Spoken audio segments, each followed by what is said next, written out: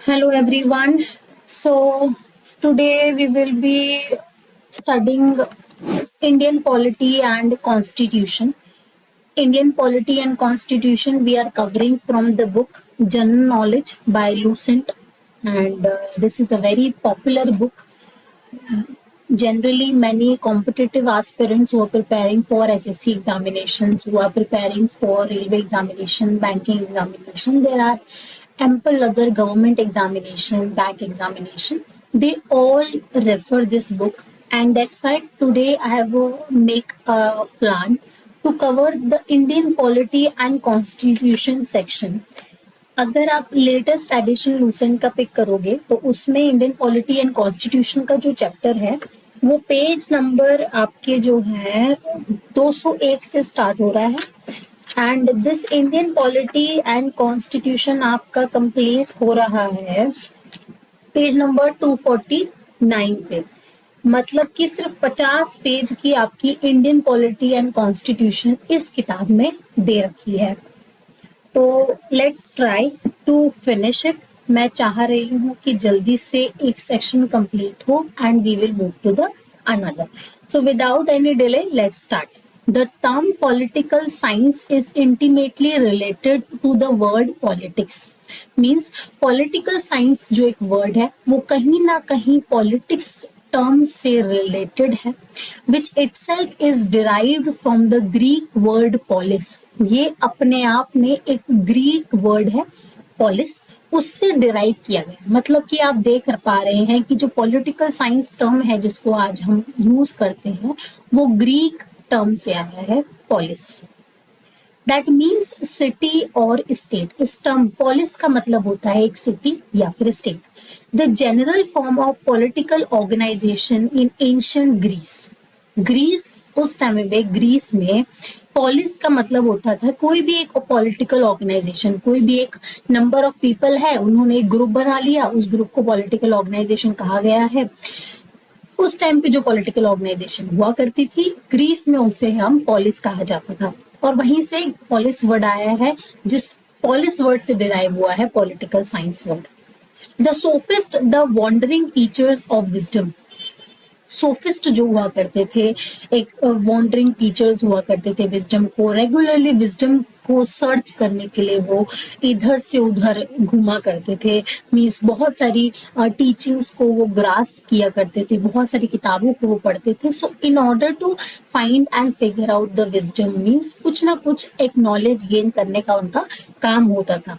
Particularly, Protagoras and Georgias in Athens were the first to expound the political theories. उस time में प्रोटोगोरस and जॉर्जियास Athens के जो हुआ करते थे वो पॉलिटिकल थ्योरी को एक्सपाउंड कर रहे थे। उस टाइम पे वो उसके अंदर इन डेप्थ नॉलेज गेन कर रहे थे और सोसाइटी को, आने वाले वर्ल्ड को पॉलिटिकल साइंस के बारे में और इंफॉर्मेशन दे रहे थे। Later on, Socrates, Plato, Aristotle continued to conduct the scientific study of the various problems concerning the state and government. जब बात करते हैं प्रोटेगोरस एंड जॉर्जियास इन एथेंस, इनके बाद कौन आया? इनके बाद आपके सोक्रेट्स आते हैं, फिर प्लेटो आता है एंड फिर उसके बाद अरिस्टोटल आते हैं। इन तीनों ने लगातार पॉलिटिकल साइंस को और इन डेप्थ में पढ़ना स्टार्ट किया, उसके बारे में और साइंटिफिक स्टडी करना स्टार्ट किया। स्टेट और गवर्नमेंट एक्चुअली में क्या होती है, उसके क्या फंक्शंस होते हैं, कैसे वो एक सिटीजन को एक अच्छी लाइफ प्रोवाइड कर सकते हैं, उस सबको इन डेप्थ पढ़ना स्टार्ट कर दिया। Aristotle, the world famous Greek philosopher, however, excelled his teacher Plato and his teacher's teacher Socrates.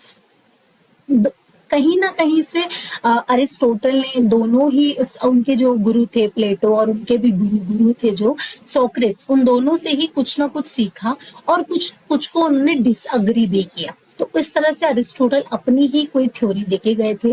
कहीं ना कहीं वो थ्योरी प्लेटो सोक्रेट्स से रिलेटेड थी बट कहीं ना कहीं वो नहीं भी रिलेटेड थी। कुछ टर्म्स थे जिसपे वो डिसअग्री थे प्लेटो और सोक्रेट्स के साथ। Now Aristotle is regarded as the father of science of politics in the west. जब आप वेस्टर्न कंट्रीज में जाते हो वहां पे father of political science Aristotle को कहा जाता है। वहीं अगर आप पॉलिटिकल थिंकर्स ऑफ इंडिया में अगर आप कहेंगे कि who is the political thinker, first political thinker of India, वो मनु का कहा जाता है। मनु की एक फेमस किताब है मनुस्मृति, जो first book of law in India कहा जाता है। मींस ये किताब इंडिया की पहली लॉ है, पहली लॉ बुक है।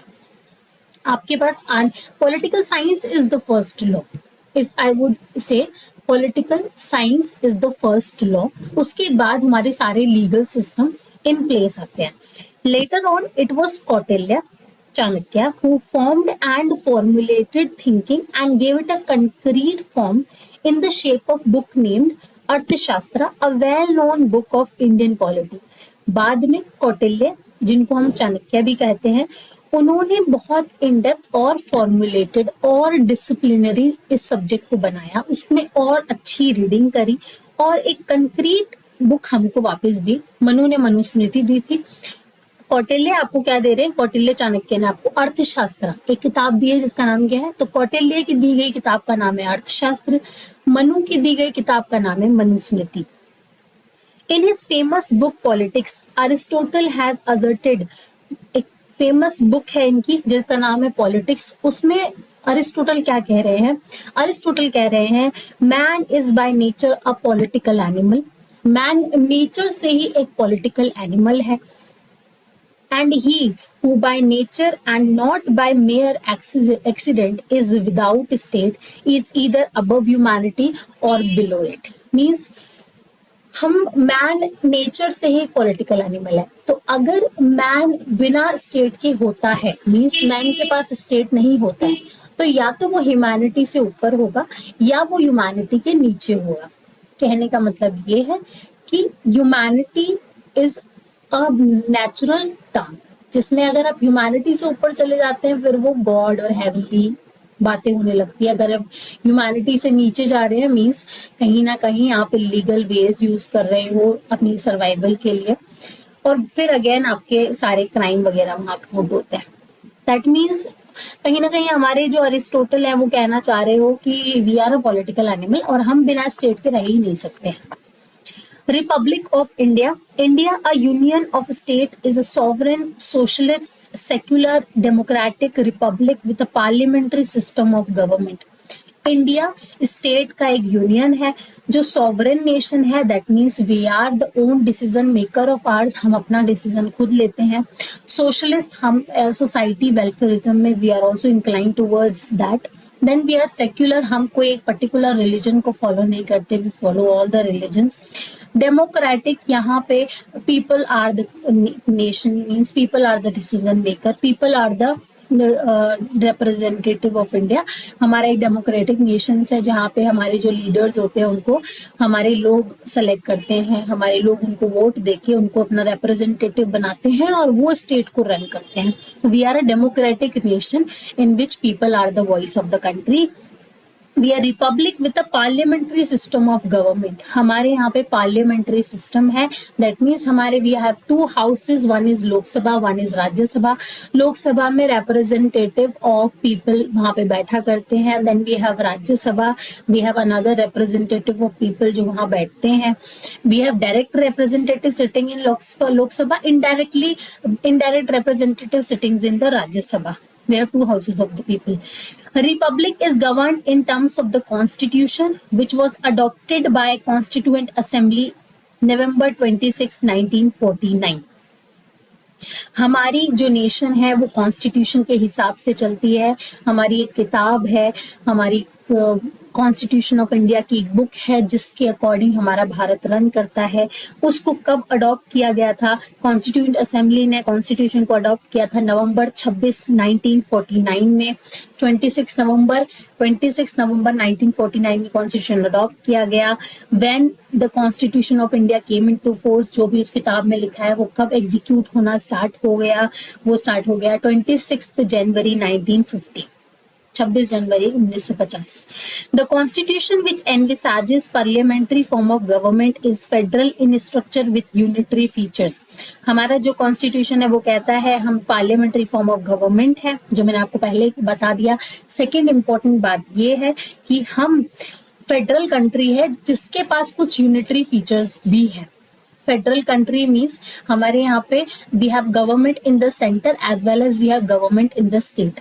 तो गवर्नमेंट सेंटर में भी है, स्टेट भी है, बट उसमें कहीं ना कहीं यूनिटरी फीचर्स भी है, मतलब कि कुछ पावर्स कंपेयर टू स्टेट हमने सेंटर को ज्यादा दे रखी है। बिकॉज आपको पता होगा पार्टीशन के बाद जो अदर किंगडम्स थे उन सबको यूनाइट करके भारत बनाया गया। तो इन फ्यूचर हम नहीं चाहते, वो डिसइंटीग्रेशन का जो फियर होता है वो हरदम रहता है। इस वजह से we are the federal country with some unitary features also to maintain that unity in the country. Next comes your the constitution which envisages parliamentary form of government, ये हमने बात कर ली है। The president of India is the constitutional head of executive of the union। जो executive of the union that मीन्स हमारे जो chief minister, हमारी जो सेंटर में एग्जीक्यूटिव्स हैं उन सबका जो हेड होता है वो कौन होता है? प्रेसिडेंट होता है। President is the indirect head, direct head हमारे प्राइम मिनिस्टर होते हैं। Article 74(1) of the Constitution provides that there shall be a council of minister with the Prime Minister as its head to aid and advise the President who shall in exercise of his functions। Article 74(1) article 74 clause 1 कहता है constitution का कि हमारे पास centre में council of minister है, जिस council of minister को prime minister head करते हैं। उन काउंसिल ऑफ मिनिस्टर और प्राइम मिनिस्टर जो है वो एड और एडवाइस किसको करता है? प्रेसिडेंट ऑफ इंडिया को वो एड और एडवाइस करते हैं। दैट मीन सारी एडवाइस करा जाता है, उस अकॉर्डिंग सारे फंक्शंस प्रेसिडेंट ऑफ इंडिया करते हैं। दैट मीन्स आप देख रहे हैं indirectly power, main power is in the hand of council of minister headed by the prime minister, जिसमें कैबिनेट मिनिस्टर्स भी होते हैं जो काउंसिल ऑफ मिनिस्टर से ही निकल के कैबिनेट मिनिस्ट्री बनती है। Again the head of the cabinet ministry is your prime minister. Act in accordance with such advice. President of India act as per the advice of the Prime Minister of India. The real executive power thus vests in the Council of Minister with the Prime Minister as its head. We have already discussed कि real power आपके Council of Minister headed by the Prime Minister के हाथ में ही होती है। The Council of Minister is collectively responsible to the House of People, Lok Sabha. Council of Minister headed by the Prime Minister directly accountable है, responsible है किसके? लोक सभा के। लोक सभा में डायरेक्ट रिप्रेजेंटेटिव बैठते हैं भारत के डायरेक्टली रिप्रेजेंटेटिव जो वहां से इलेक्ट होके आए हैं अपनी अपनी कॉन्स्टिट्यूएंसी से, वो उन कॉन्स्टिट्यूएंसी को रिप्रेजेंट करते हैं, लोकसभा में बैठते हैं। तो जो जनता का सवाल होगा, जो जनता पूछेगी, उस सवाल को डायरेक्टली आंसर और अकाउंटेबल और उसके लिए रिस्पॉन्सिबल कौन होता है? Council of minister headed by the prime minister होती है। Similarly, in states, the governor is head of executive, but it is the council of minister with chief minister as its head in whom real executive power vests. Similarly, जो centre में pattern है वही आपका state में भी pattern है। State government में आपके पास अगेन काउंसिल ऑफ मिनिस्टर होती है जिसको चीफ मिनिस्टर हेड करता है, जिसकी एड और एडवाइस से गवर्नर फंक्शन करता है। And again this council of minister in the state is also accountable towards the people and the house which is representing the people in the state. The Council of Minister of a state is collectively responsible to the Legislative Assembly of the state. जैसे central government में लोकसभा में directly council of minister headed by prime minister accountable और responsible थी, वैसे ही government, state government में आपकी legislative assembly of the state, legislative assembly को directly accountable कौन होता है? वहां के council of minister headed by the chief minister. उस स्टेट के जो चीफ मिनिस्टर, उनकी काउंसिल ऑफ मिनिस्ट्री है, वो डायरेक्टली अकाउंटेबल है, वो सारे क्वेश्चन के आंसर देने में जो आपकी legislative assembly of the state पूछती है, क्योंकि they are the direct representative of your state government. The Constitution distributes legislative powers between Parliament and state legislature and provides for vesting of residuary powers in Parliament. The power to amend the Constitution also vests in Parliament. हमारी constitution ने equally state government को और central government को power distribute करी है, but again यहाँ पे twist ये है कि पार्लियामेंट के पास रेजिडुअरी पावर्स हैं, जो बची हुई पावर्स हैं वो सेंट्रल गवर्नमेंट पार्लियामेंट के पास जाती है। अपार्ट फ्रॉम दैट, भारत की कॉन्स्टिट्यूशन को अमेंड करने का राइट भी सिर्फ parliament, that means central government of India जो है उसके हाथ में है। आई विल एडवाइज यू, आप भी अगर आपके पास लूसेंट की किताब है आप इस किताब को खोल सकते हो। उसके जो फर्स्ट पेज है Indian polity and constitution chapter number 5, उसके फर्स्ट पेज पे हम हैं यहाँ रीडिंग कर रहे हैं। आप मेरे साथ रीडिंग कर सकते हो and you can do your study simultaneously with me. The Constitution has provision for independence of judiciary, controller and auditor general, public service commission and chief election commission. Constitution में प्रोविजन दिया गया है कि कुछ कुछ ऑर्गेनाइजेशन है जो बिल्कुल इंडिपेंडेंट रहेगी, उनकी इंडिपेंडेंस को मेंटेन करने के लिए भी कुछ फंक्शंस हमारे पास हैं। तो कौन कौन सी वो बॉडीज है? इंडिपेंडेंस ऑफ जुडिशरी, आपकी जुडिशरी इंडिपेंडेंट रहेगी, you need to make sure. Independence of judiciary, independence of controller and auditor general, independence of public service commission, आपकी यूनियन पब्लिक सर्विस कमीशन आपने सुना होगा, UPSC very famous examination, and chief election commission. These are some important bodies जिनकी independence को maintain करना is written in the provision of constitution. One is your independence of judiciary, independence of controller and auditor general of India. Third important is your chief election commission and public service commission of India. Government of India particular some description, कुछ कुछ important बातें हम भारत की कुछ important चीजों के बारे में जान लेते हैं। भारत का नाम रिपब्लिक ऑफ इंडिया, भारत गणराज्य। हमारे देश का नाम क्या है? रिपब्लिक ऑफ इंडिया, भारत गणराज्य। गवर्नमेंट किस टाइप की हमारे पास है? We are sovereign, socialist, secular, democratic republic with a parliamentary system of government which we have already discussed in detail.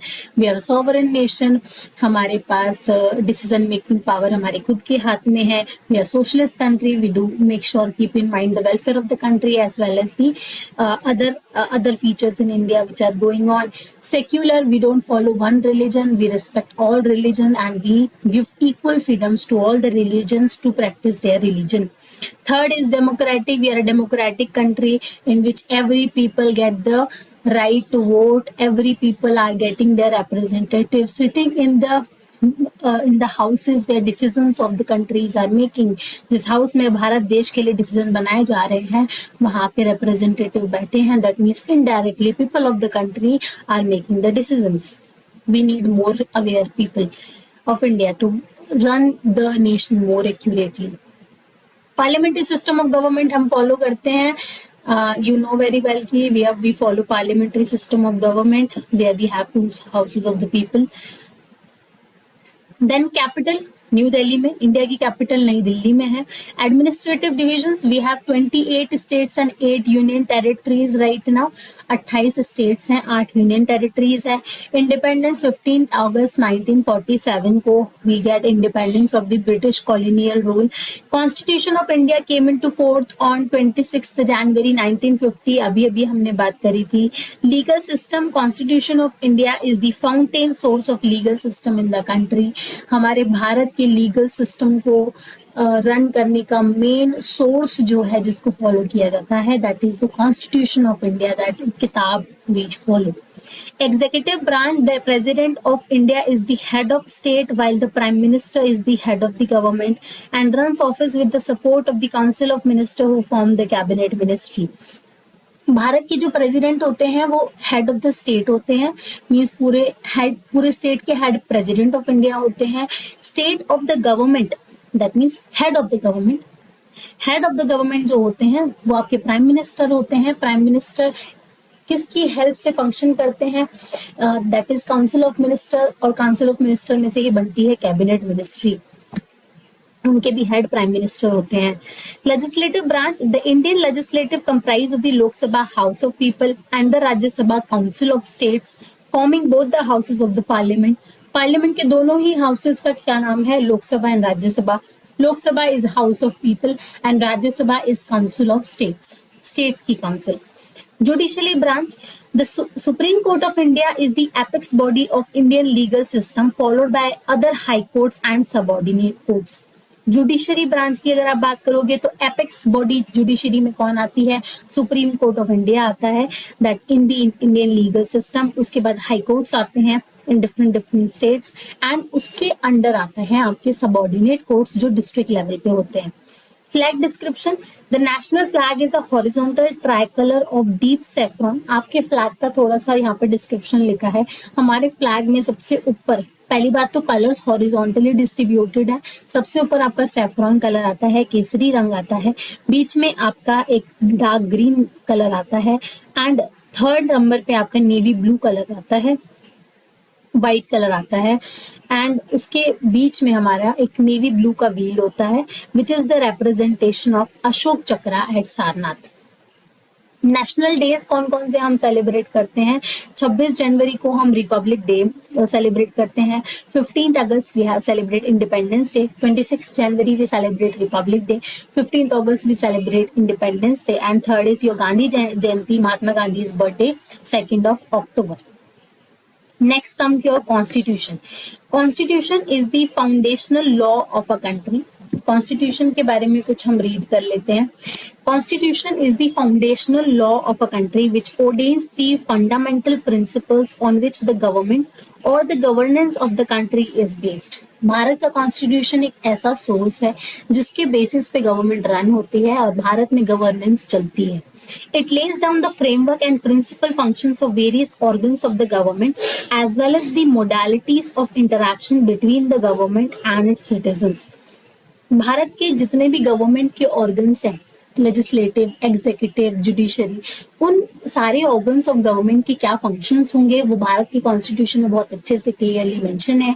उसके अलावा भारत की जो सरकार है और भारत के जो सिटीजन है उनके बीच में किस तरह से इंटरेक्शन होगा, उनका रिलेशन कैसे रहेगा और किस तरह से स्मूथली भारत के सिटीजन के लिए एक अच्छी लाइफ विथ रूलफुल लाइफ हम आगे प्रोसीड कर पाएंगे, ये सारा का सारा भारत की कॉन्स्टिट्यूशन में लिखा हुआ है। With the exception of United kingdom, almost all democratic countries possess a written constitution. India also possess an elaborate written constitution which was enacted by constituent assembly specifically set up for the purpose. जितने भी देश में दुनिया में constitution है, जितने भी दुनिया में डेमोक्रेटिक नेशंस है, सबके पास रिटन कॉन्स्टिट्यूशन है। दैट मीन्स एक किताब है जिसके अंदर सारी चीजें लिखी हुई है। दो तरह के कॉन्स्टिट्यूशन होते हैं, रिटन और अनरिटन। अनरिटन कॉन्स्टिट्यूशन का मतलब ये नहीं होता कि उनके जो कंट्री चल रही है वो बिना रूल्स के चल रही है और वो रूल्स कहीं लिखे नहीं है। वो रूल्स लिखे होते हैं बट वो डिफरेंट डिफरेंट एक्ट्स के फॉर्म में होते हैं और डिफरेंट डिफरेंट पेपर्स होते हैं जो उनकी लाइब्रेरीज में रखे होते हैं, एक पर्टिकुलर प्लेस में रखे हुए होते हैं। रिटन कॉन्स्टिट्यूशन में एक किताब होती है जिस किताब में अमेंडमेंट्स किए जाते हैं टाइम टू टाइम चेंजेस लाने के लिए, because change is the another constant. But वो एक ही किताब में सब कुछ मेंशन होता है और वो देश फॉलो करते हैं। तो एक्सेप्शन यहाँ पे यूनाइटेड किंगडम है। यूनाइटेड किंगडम के अलावा जितने भी डेमोक्रेटिक नेशंस हैं, they all have written constitution. Evolution of Indian Constitution.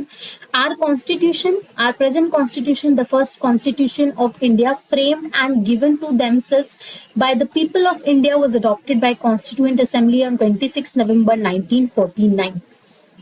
हमारे भारत के लोगों ने कॉन्स्टिट्यूशन लिखा और हमने ही अपने कॉन्स्टिट्यूशन को अडेप्ट किया है। कब किया? 26 नवंबर 1949। 26 नवंबर 1949 में हमने हमारे कॉन्स्टिट्यूशन को अडॉप्ट किया। फिर वही कॉन्स्टिट्यूशन ऑपरेशन में, एग्जीक्यूशन में, फोर्स में कब आया? 26 जनवरी 1950 में। The constitution as originally adopted had 22 parts, 395 articles, 8 schedules. Its present text is amended from time to time. जिस कॉन्स्टिट्यूशन को हमने सबसे पहले इन फोर्स लाया था और अडॉप्ट किया था, उस समय उसमें कितने पार्ट्स थे, कितने आर्टिकल्स थे और कितने शेड्यूल्स थे, ये क्वेश्चंस आते हैं एग्जाम में। एग्जाम के किसी भी स्टेज और लेवल पे आ सकते हैं। 22 पार्ट्स, उसमें 22 पार्ट्स थे, 395 आर्टिकल्स थे एंड 8 शेड्यूल्स थे। Will repeat it again. उसमें 22 पार्ट्स थे, 395 आर्टिकल्स थे एंड हमारे 8 शेड्यूल्स थे। इनिशियल स्टेज में जब हमने पहली बार हमारे कॉन्स्टिट्यूशन को अडॉप्ट किया था और वो केम इनटू फोर्स आया था। Although the system of ancient India do have their reflections in the Constitution of India, the direct sources of the Constitution lie in the administrative, legislative developments of British period. A concise and chronological description of acts, documents, and events that culminated in the framing of the world's largest written constitution is given here. जब आप Constitution के उस पहले constitution किताब को अगर उठा के पढ़ोगे, आपको दिखेगा कि भारत में उस समय जो पुराने एक्ट्स हुए थे, इवेंट्स हुए थे, पास्ट के जितने भी इवेंट्स हुए थे, वो सारे कहीं ना कहीं हमारे भारत के कॉन्स्टिट्यूशन को बनने में इफेक्ट किए थे। उन सारे इवेंट्स को कहीं ना कहीं इनडायरेक्टली डायरेक्टली आप उस किताब में देखोगे कि उनको ध्यान में रखकर उसको लिखा गया था। और कुछ ब्रिटिश पीरियड में जो एक्ट्स बनाए गए थे उनको भी हमने हेल्प में लिया था। अब नीचे हम वो सारे एक्ट्स पढ़ेंगे जिनकी हेल्प लेके कहीं ना कहीं 1%, 2%, 30%, 50%, कुछ परसेंटेज ऑफ हेल्प वहां से लेके हमारे भारत के सबसे largest, world's largest written constitution बनाया गया। पहला है administrative and legislative reforms before 1857। 1857 का आपने रिवॉल्ट का नाम सुना होगा। उससे पहले एडमिनिस्ट्रेटिव लीगल रिफॉर्म्स जो हमारे भारत में हुआ करते थे उसको पढ़ते हैं। Regulating Act of 1773. The act was based on the report of committee headed by the British Prime Minister Lord Morgan. ये जो एक्ट था वो एक रिपोर्ट पे बेस्ड था, और वो रिपोर्ट किसने दी थी? एक कमेटी ने दी थी। उस कमेटी को कौन हेड कर रहा था? उस कमेटी को प्राइम मिनिस्टर, ब्रिटिश के prime minister lord north head कर रहे थे। Governance of the East India Company was put under British parliamentary control. इस एक्ट, जब ये एक्ट आया था उस टाइम पे ईस्ट इंडिया कंपनी को ब्रिटिश पार्लियामेंट्री कंट्रोल के अंदर ले लिया गया था। The governor of Bengal was nominated as governor general for all 3 presidencies of Calcutta, Bombay, Madras.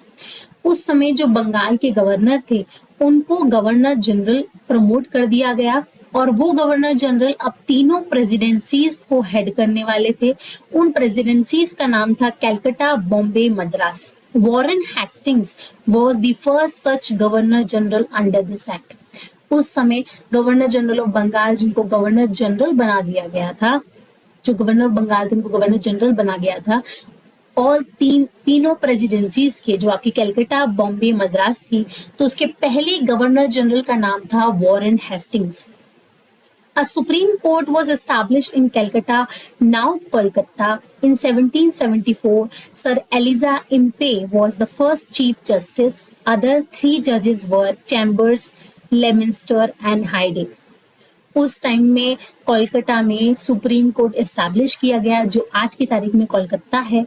1774 में उसमें चीफ जस्टिस कौन बने थे? सर एलिस बने थे। 3 जजेस और वहां बैठे थे, Chambers, Lemaistre, Hyde. Governor General was empowered to make rules, regulations and ordinances with the consent of Supreme Court. उस टाइम पे गवर्नर जनरल सारे रूल्स और रेगुलेशंस बना सकता था, ऑर्डिनेंसेस ला सकता था, किसकी कंसेंट लेकर? उस टाइम पे सुप्रीम कोर्ट का कंसेंट लेकर वो ये तीनों चीजें कर सकता था। Pitt's India act of 1784. It was enacted to improve upon the provisions of Regulating Act of 1773 to bring about better discipline in the company's system of administration. Pitt's India act 1784 को लाया गया रेगुलेटिंग एक्ट ऑफ 1773 के कुछ changes के लिए। जो जो कमियां रेगुलेटिंग एक्ट ऑफ 1773 में उन लोगों ने देखी, उसमें इम्प्रूवमेंट लाने के लिए नया एक्ट लाया गया। उसका नाम था Pitt's India act of 1784। A 6-member board of controllers was set up, which was headed by Minister of British government. All political responsibilities were given to this board. Board of controllers बनाए गए जिसमें 6 member बैठेंगे, और उसको head कौन करेगा? Headed by minister of British government. एक minister जो ब्रिटिश गवर्नमेंट के अंडर आता है, उस 6 बोर्ड का जो मेंबर्स था, बोर्ड ऑफ कंट्रोलर्स जिसमें 6 मेंबर्स थे, उसको हेड करने वाला है। All political responsibilities was given to the board. अब जितनी भी पॉलिटिकल रिस्पॉन्सिबिलिटीज थी वो ये 6 मेंबर बोर्ड ऑफ कंट्रोलर्स को दे दी गई, जिसको हेड कर रहे थे एक minister under the British government. Trade and commerce related issues were under the preview of court of directors of the company. अब इस एक्ट में जितने भी ट्रेड और कॉमर्स के इशू थे, जितने भी ट्रेड मींस इकोनॉमिकल इश्यूज थे, वो सारे के सारे court of directors of the company ने कोर्ट ऑफ डायरेक्टर्स बनाए, उनके अंडर में चले गए। अब वही उन इश्यूज को प्रीव्यू करेंगे और देखेंगे। Provinces had to follow the instructions of the central government, and Governor General was empowered to dismiss the failing provincial government. अगर उस टाइम पे कुछ प्रोविंशियल गवर्नमेंट बनी है तो उन प्रोविंशियल गवर्नमेंट जो है they are accountable and they are responsible कि वो सेंट्रल गवर्नमेंट की सारी बातें को सुनेंगी, उसके ही दिए गए सारे इंस्ट्रक्शंस को फॉलो करेंगी। उस समय गवर्नर जनरल के पास ये पावर थी कि अगर कोई प्रोविंशियल गवर्नमेंट पुअर काम करती है या फिर फेल होती है तो उसको डिसमिस करने का राइट गवर्नर जनरल के पास था। नेक्स्ट आता है आपका charter act of 1793। Main provisions of the previous acts were consolidated in this act. Main provisions of the previous acts were consolidated in this act. मतलब प्रीवियस एक्ट जो हमने discuss किया Pitt's India act 1784, उसके कुछ कुछ main provisions को हमने इस एक्ट में फिर इंक्लूड किया है। Provided for the payment of salaries of the members of the board of controllers from Indian revenue.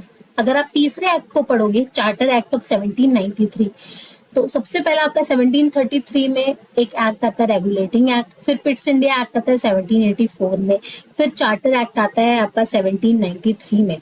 इसमें 1784 वाले जितने भी प्रोविजंस थे वो भी इंक्लूड किए गए हैं 1793 चार्टर एक्ट में। उसके अलावा ये बोला गया है कि जो मैंने आपको 6 मेंबर का बोर्ड ऑफ कंट्रोलर्स बताया था, उन मेंबर्स की सैलरी इंडियन रेवेन्यू में से जाएगी। जितना भी इंडिया का रेवेन्यू है उसके through 6 member of board of controllers की सैलरी हम पे करेंगे। Courts were given the power to interrupt rules and regulations. उस समय जो सुप्रीम कोर्ट बनाया गया था और अदर जो कोर्ट्स थे उनको ये राइट दिया गया था कि वो रूल्स और रेगुलेशंस में इंटरप्ट कर सकते हैं। Charter act of 1813। Trade monopoly of the East India Company came to an end. जब चार्टर एक्ट 1813 आता है इन एग्जीक्यूशन, उस टाइम पे ईस्ट इंडिया कंपनी की जो मोनोपोली थी ट्रेड की, कि सिर्फ उस टाइम पे एक ही कंपनी ईस्ट और वेस्ट में ट्रेड कर रही थी, वो मोनोपोली खत्म हो जाती है। Powers of 3 Council of Madras, Bombay, Calcutta were enlarged. They were also subjected to greater control of the British Parliament. अब जो 3 काउंसिल्स के पास पावर दी गई थी मद्रास, बॉम्बे, कलकत्ता को, वो और बढ़ जाती है power. They were all subjected to greater control of the British Parliament. और वो ब्रिटिश पार्लियामेंट के अंडर और ज्यादा कंट्रोल में आ जाते हैं। The Christian missionaries were allowed to spread their religion in India. Christian missionaries को अलाउ कर दिया गया कि आप भारत में जाके अपने रिलीजन को स्प्रेड कीजिए, मींस वो परमिशन उनको दे दी गई। Local autonomous bodies were empowered to levy taxes.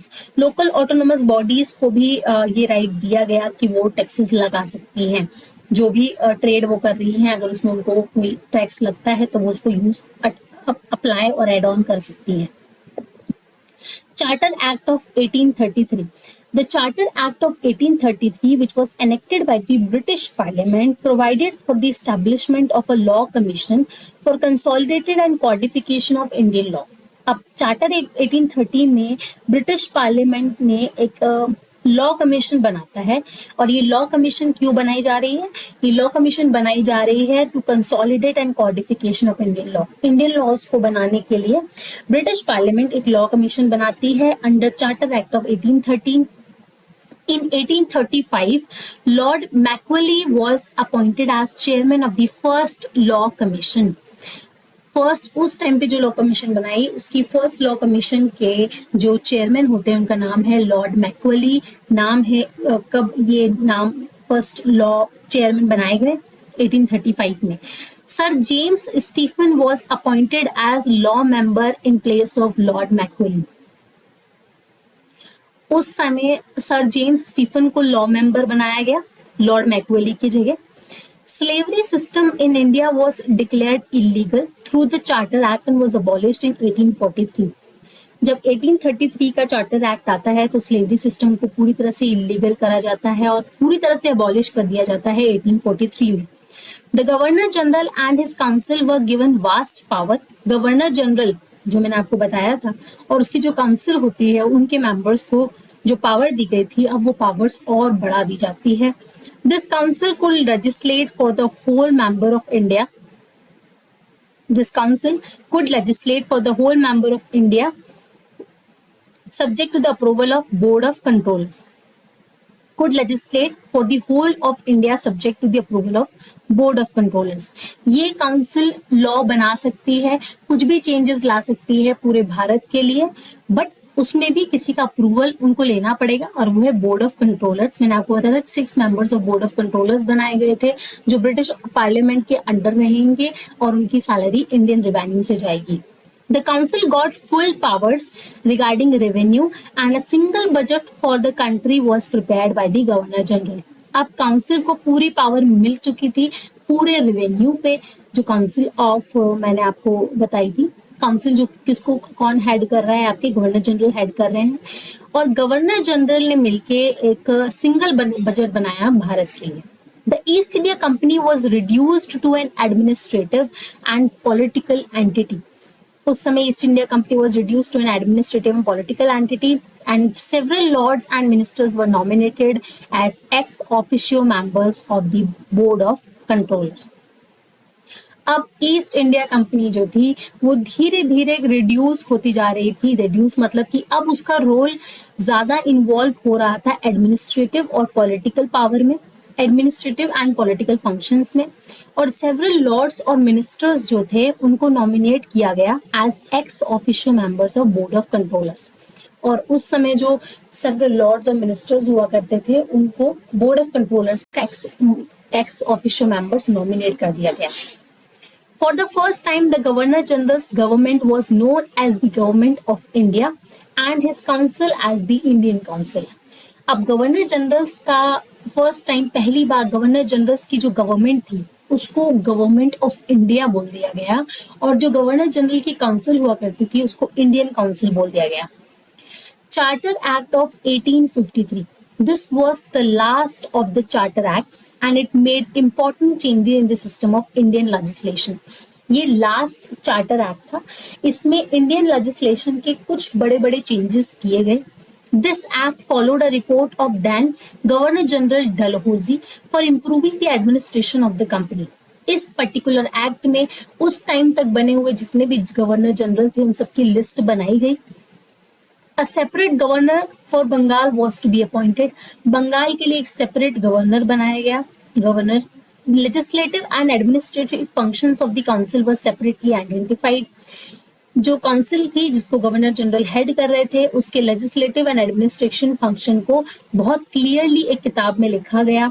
Recruitment of the companies employees was to be done through competitive exams. Companies के जो एम्प्लॉइज थे अब उनके लिए एक रिक्रूटमेंट एग्जाम रखा गया जिसके थ्रू ही उस कमिटी के उस कंपनी के जो एम्प्लॉइज हैं वो वहां से रिक्रूट होके आएंगे. Means merit based system install किया गया. British Parliament was empowered to put companies' governance of India to an end at any suitable time. British parliament को इतनी पावर दे दी गई कि अब वो कंपनी को पूरा डिमोलिश कर सकती है, उसकी गवर्नेंस जो भारत में चल रही है उसको एंड कर सकती है जब भी सूटेबल टाइम उसको लगेगा. Administrative and legislative reforms after 1857. 1857 का रिवॉल्ट होता है, उसके बाद क्या क्या रिफॉर्म्स आते हैं अब उसके बारे में हम डिस्कस करेंगे. इससे पहले जो भी हमने डिस्कस किया है मैं एक बार उनके नाम ले लेती हूँ. वो सारे 1857 के पहले के लॉ थे, पहले के चेंजेस थे. That means Regulating Act of 1773, then Pitt's India Act of 1784. Third is your Charter Act of 1793 जिसमें Pitt's India Act के मेजर प्रोविजंस इंक्लूडेड थे.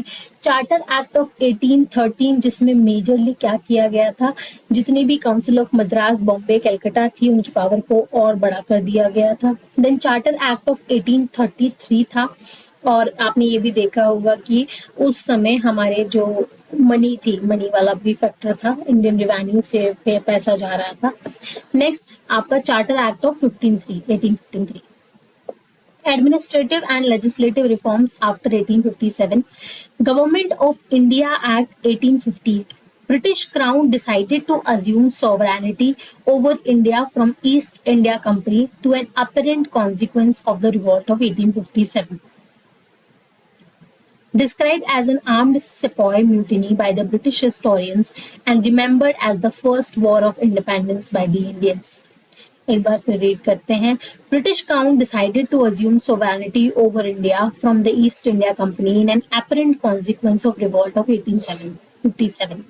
1857 के रिवॉल्ट के बाद ब्रिटिश क्राउन मीन्स जो ब्रिटिश की गवर्नमेंट थी, ब्रिटिश के जो क्राउन थे, उन्होंने अब फाइनली डिसाइड कर लिया कि भारत को ईस्ट इंडिया कंपनी से आजाद कराना है.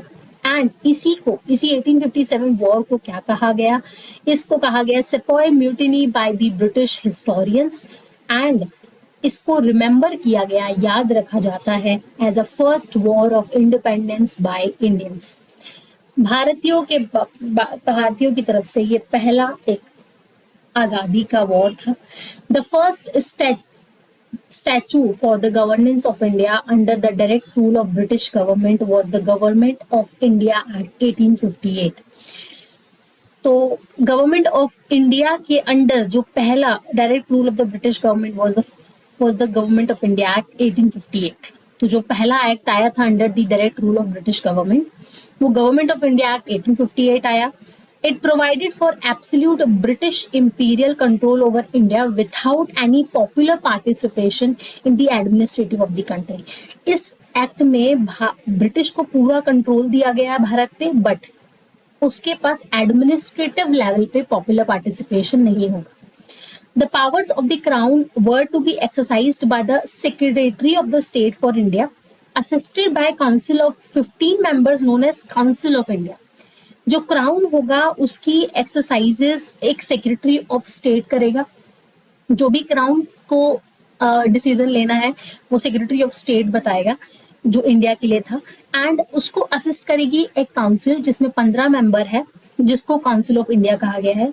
The country was divided into provinces headed by a governor और lieutenant governor aided by his executive council. Country को प्रोविंसेस में डिवाइड किया गया. हर एक प्रोविंसेस में एक गवर्नर होगा या फिर लेफ्टिनेंट गवर्नर होगा, जिसको एग्जीक्यूटिव काउंसिल हेल्प करेगी, असिस्ट करेगी. Means executive council in each and every province of India headed by the governor और lieutenant governor. The provincial government had to function under the superintendence and direction and control of the Governor General in all matters. The provincial government had to function under the superintendence, direction and control of the Governor General in all matters. जितनी भी provincial government होगी जिनका मैंने अभी बात की थी, उन सबको गवर्नर जनरल, जो गवर्नर जनरल होगा, एनी हाउ उसकी सारी बात को और सारे रूल्स और रेगुलेशंस को, ऑर्डर्स को मानना होगा. Means they all provinces and provincial governments are working under the direct rule of governor general. All the authority for the governance of India was vested in the Governor General in Council, who was responsible to the Secretary of State. That means Government of India की जो power है वो governor general in council के पास है, जिसकी responsibility secretary of state की है. Let me read it again for you. All the authority for the governance of India was vested in the Governor General in Council. Bharat की सारी authority, Bharat के सारे functions किसके अंडर में है अब? गवर्नर जनरल और उसकी काउंसिल के पास. Who was responsible to the Secretary of the State. और वो डायरेक्टली किसको रिस्पॉन्सिबल है? Secretary of state. आपको सेक्रेटरी ऑफ स्टेट डायरेक्टली किसको रिस्पॉन्सिबल है? ब्रिटिश क्राउन को. तो वी हैव 15 मेंबर्स की काउंसिल, जिसको हेड कर रहे हैं गवर्नर जनरल. वो किसको और रिस्पॉन्सिबल है, मींस किसको वो असिस्ट करेंगे, एड करेंगे? सेक्रेटरी ऑफ स्टेट को, सेक्रेटरी ऑफ इंडिया को, जिसको डायरेक्टली कहे तो सेक्रेटरी ऑफ इंडिया को. और सेक्रेटरी ऑफ इंडिया डायरेक्टली किससे कनेक्ट कर रहा है? ब्रिटिश क्राउन से. A Secretary of State was ultimately responsible to the British Parliament. So this is how the connection link is working. We have a council of 15 members. वो 15 members की council है. उस 15 members की council को head कर रहे हैं governor general. उस गवर्नर जनरल 15 लोगों की जो काउंसिल है उसको वो डायरेक्टली रिस्पॉन्सिबल है आपके सेक्रेटरी ऑफ स्टेट को. Secretary of state directly responsible है ब्रिटिश क्राउन को. इस तरह से सारा एडमिनिस्ट्रेशन उस टाइम पे काम कर रहा है. Indian Councils Act 1861. This is an important landmark in the constitutional history of India. Bharat की constitutional history में एक landmark इसको act कहा जाता है, Indian Councils Act 1861.